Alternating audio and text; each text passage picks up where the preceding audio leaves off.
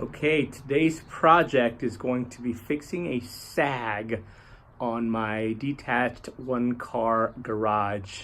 I'm not sure if you can see it, but there is a sag here, and it doesn't rain much in Southern California normally, but it rained a lot and a leak became evident right in this spot here. If you see the water damage, and that was due to the water pooling there and eventually wearing out the roof more so, or when a penetration became evident, it just started leaking down there, down here, and I've just put things there to catch the water. So today we're gonna work on fixing that sag. We're gonna be reinforcing it. I have never done it before, so we will be learning together. The first thing that I did is I purchased I obtained some 2x6s from a friend of mine, and I'm cutting them down to size. Now, why am I not using regular 2x4s? Well, as you can see, this is very, very old wood, and they don't use today true 2x4s, and these aren't actually true 2x4s either. They're about 3 5/8 thick, and I want this to be as exact as possible. So I got these 2x6s and I cut them down, and you can see one I've already cut down to size. The next step I'm going to be doing is I'm going to be jacking up the actual joists that go across. So I have this wood block here that's going to give me a little bit more space. I've just measured the height from the base to the top basically, and I did the same thing in the center here because it is actually a little bit lower here. So I've got it down to about 88 inches, 2x4 that I'm going to cut, and let me show you the next step. Okay, just so you can see, I cut this 2x4 down to 88 inches. Here's the cut, and the next thing I'm going to be doing is I'm going to be creating a T here with them, such as yay. I'm gonna probably 3-nail it because I don't want it to wobble too much on me.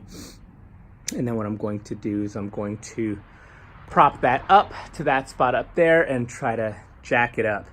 So we'll see how this goes. Okay, this is what it looks like.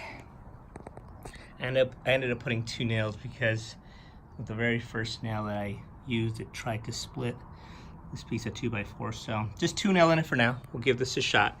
Here's my fancy setup once again. Car jack, hydraulic jack on a base. You don't have to have it on a base, but that's what I'm doing, so I don't have to be quite as long on this here. So we're gonna set this up. Okay, so it was wobbling kind of with that block of wood, so I just opted to not use it. As you can see, I just engaged it. I butted it up right up to the 2x4 there. Couple ways you can do this. You can either measure this end, which I think is around 99 inches, and then measure the center, which is around, I think, 97, 96 inches. You can do that and then use a 2x4. What I'm probably gonna do is I'm going to jack it, and once I get it to where I think it is, I'm going to just be up on a ladder and just do it until this 2x4 actually fits. That's really as high as you technically need to get it, just enough for it to fit in there. So I'm gonna do that. I'm probably gonna do a few jacks, go up there, test it out. I see some electrical here. I'm going to actually have to get that out of the way, at least that bracing there, so that my 2x4 can butt right up to it. Find one thing that I think is helpful in saving me from a trip up and down here on this joist. So as you can see, kind of right at the ends, this 2x4 I have is relatively flush. As you can see, it is just absolutely not in the center. So I'm going to use that as my guide on determining how high to jack this up. So I'll do it live here for you guys. Zoom in a little bit for you there. Basically, once that shadow is about gone, see it going up there, and that's kind of relatively flush. I'm gonna just go a little bit more. Okay, that's about it. Now let's try to see if we can turn this 2x4 and get it to fit nicely anyway. Okay, I was able to resolve these without actually having to remove the nails. I was able to just kind of hammer it in place. Yeah, it was a little snug. It's actually fine now.